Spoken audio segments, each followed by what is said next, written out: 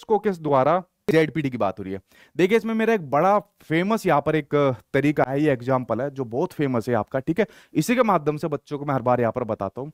अब मुझे आपको जेडपीडी के बारे में बताना है, क्या जेडपीडी होती है, इसका फोल्डिंग क्या होती है, और यहाँ पर मैं आप लोगों से कुछ क्वेश्चन पूछूंगा और वो क्वेश्चन आपके एग्जाम में पूछे गए, और अभी आपको देखता हूं कि आप लोगों ने कितना रटा है या समझा भी है, ठीक है। देखो देखिए आप सभी को पता है कि आपके सीटेट के एग्जाम में 150 नंबर के क्वेश्चन आते हैं।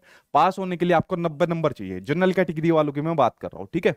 लेकिन आप में से बहुत से स्टूडेंट ऐसे भी होंगे जिसके मान लीजिए कभी 89 आए होंगे, 88 आए होंगे, 87 आए होंगे, 70 आए होंगे, 50 आए होंगे, यानी कि पेपर पास नहीं हो रहा। और कुछ स्टूडेंट ऐसे जो ये सोचते हैं कि सीटेट के एग्जाम में 140 प्लस नंबर लेकर आऊंगा या आऊंगी और उसके बाद सचिन सर को इंटरव्यू देंगे, ठीक है, और फिर हमारी भी वाहवाही होगी। तो इस प्रकार के कैटेगरी के अंदर आप लोग यहाँ पर बटे हुए, ठीक है। अब देखिए इसकी अगर मैं एक सिंपल सी एक यहाँ पर डायग्राम के माध्यम से आपको समझाऊं, इसको आप लोग यहाँ पर देखना, ठीक है।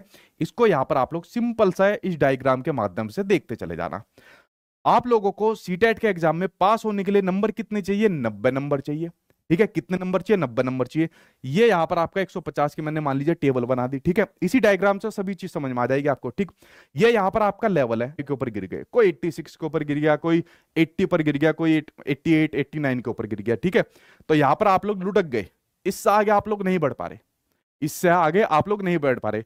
लेकिन सपने कहाँ के देख रहे हो, जो सपने आप लोग देख रहे हो वो सपने देख रहे हो यहाँ के, ठीक है, कि हमें एग्जाम में कितने नंबर लेकर लाने हैं, 140 प्लस नंबर लेकर आने हैं। सपने यहां तक देख रहे हो, और लुढ़क कहाँ गए, लुढ़क यहीं पर गए, ठीक है। इससे ज्यादा नंबर नहीं आ रहे। मान लीजिए मॉक टेस्ट आप लोग लगा रहे होंगे, ठीक है, तो मॉक टेस्ट में इतने नंबर आ रहे हैं, तो फिर क्या काम करोगे, और ऐसे में एक टीचर को क्या काम करना चाहिए, और यहाँ पर किस प्रकार का सीबीएसई अब क्वेश्चन देता है, जो पेडागोजिकल क्वेश्चन देता है, अब देखो उसके बारे में। अब देखो यहां पर जो आपके, अगर मैं बात करूं आपके रियल डेवलपमेंट की, जो आपका वास्तविक विकास है, तो आपका वास्तविक विकास कितना हो रखा है, ठीक है। जो आपका वास्तविक विकास है वो यहां पर हो रखा है, ये कुछ भी हो सकता है, 85 86 80 70 40, जीरो भी, जीरो तो यहां ही हो जाएगा, जीरो मत मानना। तो ये है आपका क्या, ये है आपका रियल डेवलपमेंट, यानी कि आपका वास्तविक विकास है, क्या है, ये है आपका रियल डेवलपमेंट, यानी कि ये है आपका वास्तविक विकास है, ठीक है। यानी कि इतना विकास आपका रियल में है, क्या है, इतना विकास जो है आपका रियल में है, जो इतना नंबर आप लोगों के यहां पर आ रहे हैं, ठीक है। और चाह कितने रहे हो, संभावित कितना आपका, जो संभावित आप लोग चाह रहे हो 140 चाह रहे हो, ठीक है। तो संभावित कितना चाह रहे हो कि संभावित विकास हमारा हो जाए, संभावित चाह रहे हो आप लोग 140 प्लस आ जाए। कोई ऐसा है जो ये चाह रहा हो कि बस मेरे तो नंबर आ जाए काम खत्म, ऐसा भी है क्या, बता दो कमेंट बॉक्स में, ठीक है। वास्तविक आपका इतना है, चाह आप 140 रहे हो, उनके फिर जो बीच का जो क्षेत्र है, उनके जो बीच का क्षेत्र है, ये इन दोनों के बीच का जो डिफरेंस होता है, इन दोनों के बीच के डिफरेंस को ही यहां पर कहा जाता है जेडपीडी कहा जाता है, यानी जो विकास के समीप का यहां पर क्षेत्र होता है, जिसको आपका जेडपीडी यानी कि समीपस्थ विकास का क्षेत्र, यानी कि जोन ऑफ प्रोक्सिमल डेवलपमेंट के नाम से जाना जाता है। ये बात आप लोग समझ गए, ठीक है। ये आपका विकास का समीप का क्षेत्र है, ठीक है।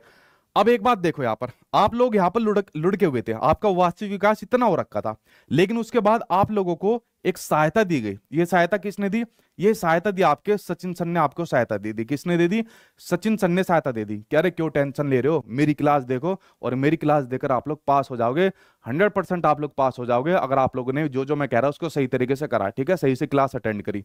तो मैंने यहां पर आपको सपोर्ट दिया, मैंने यहां पर आपको सपोर्ट दिया, और यहां पर आपका एग्जाम पास हो गया।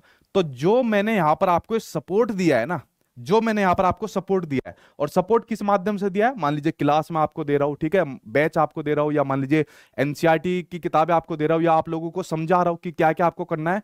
तो यहां पर जो आपको मैं टेम्परेरी हेल्प मैंने आपको करी है, टेम्परेरी सपोर्ट करा है, हालांकि टेम्परेरी से बहुत ज्यादा आप लोग मुझसे ले जाते हो, लेकिन चलो टेम्परेरी में गिन लो। तो जैसे ही टीचर ने आपको टेम्परेरी सपोर्ट दी, या किसी व्यक्ति ने, जिसको कहा जाता है MKO यानी कि मोर नॉलेजेबल अदर, इस मोर नॉलेजेबल के अंदर आपके टीचर आ सकते हैं, आपके फैमिली मेंबर आ सकते हैं, आपके दोस्त यार आ सकते हैं, ठीक है।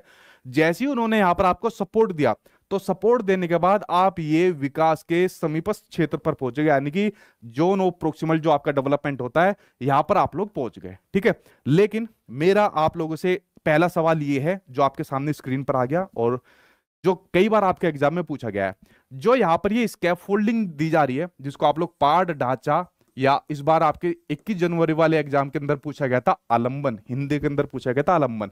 इसलिए मैं कहता हूं इसको इंग्लिश में याद करा करो। जो यहां पर स्कैफोल्डिंग दी जा रही है, यानी जो टेम्परेरी हेल्प है, टेम्परेरी सपोर्ट है, क्या ये टीचर को देते रहना चाहिए हमेशा, पहली बात, या उसको उसकी क्षमता के अकॉर्डिंग देना चाहिए, दूसरी बात, या उसको नहीं देना चाहिए? ये बात आप लोग मुझे कमेंट बॉक्स के अंदर बताइए, ठीक है? कमेंट बॉक्स के अंदर आप लोग मुझे यहां पर बताइए, जब तक मैं आपको समझाता हूं। देखिए, हमेशा जो बच्चों को स्कैफोल्डिंग यहां पर देनी चाहिए, वो बच्चों की क्षमता के अकॉर्डिंग देनी चाहिए। किसके अकॉर्डिंग देनी चाहिए? बच्चों की क्षमता, यानी कि जो बच्चों की जो एबिलिटी होती है, तो बच्चों की एबिलिटी के अकॉर्डिंग उसको स्कैफोल्डिंग यहां पर देनी चाहिए। अब मान लीजिए आप लोगों का यहाँ पर स्कोर आ रहा था, इतने नंबर पर आप लोग यहाँ पर आ रहे थे, तो मैंने देखा यार ये बहुत से स्टूडेंट ऐसे हैं जो ये 80-90 की बीच की लाइन के अंदर मतलब गिर पड़ रहे हैं। तो मैंने देखा किस सब्जेक्ट के अंदर कमजोर है, तो मैंने देखा अरे ये तो थोड़े पेपर 2 वाले ज्यादा है।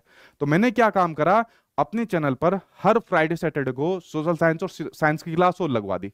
क्या काम करा? हर फ्राइडे और सैटरडे को सोशल साइंस और साइंस की क्लास लगवा दी, ठीक है? और कल तो आपको टॉपिक वाइज क्वेश्चन भी देखने को मिलेंगे, जो एनसीईआरटी के टॉपिक वाइज क्वेश्चन है।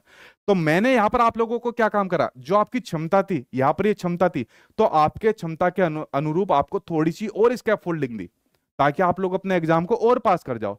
लेकिन अगर आप लोग मेरे से ये कहोगे कि हमें तो 140 नंबर लेकर आने हैं, हमें 140 नंबर दो, तो 140 नंबर तक यहाँ पर आपको स्कैफोल्डिंग नहीं दी जा सकती। यहाँ पर तो आप लोगों के खुद ही प्रयास करने पड़ेंगे, कि यहाँ पर सीमा होती है, यहाँ पर आपके प्रयास नहीं होंगे तो जेडपीडी यानी जो आपको स्कैफोल्डिंग यहाँ पर दी जा रही है, वो इतने तक यहाँ पर आपको स्कैफोल्डिंग दी जाती है, ठीक है? ये बात आप लोग समझ गए? तो जैसे उसको हल्का सा हिंट दूंगा, तुरंत उसको समझ में आ जाएगा, और तो समझ में आने के बाद अपने क्वेश्चन को करेगा और कहेगा फिर यस आ गया, निकल गया, ठीक है? तो ये जो पूरा प्रोसेस था वो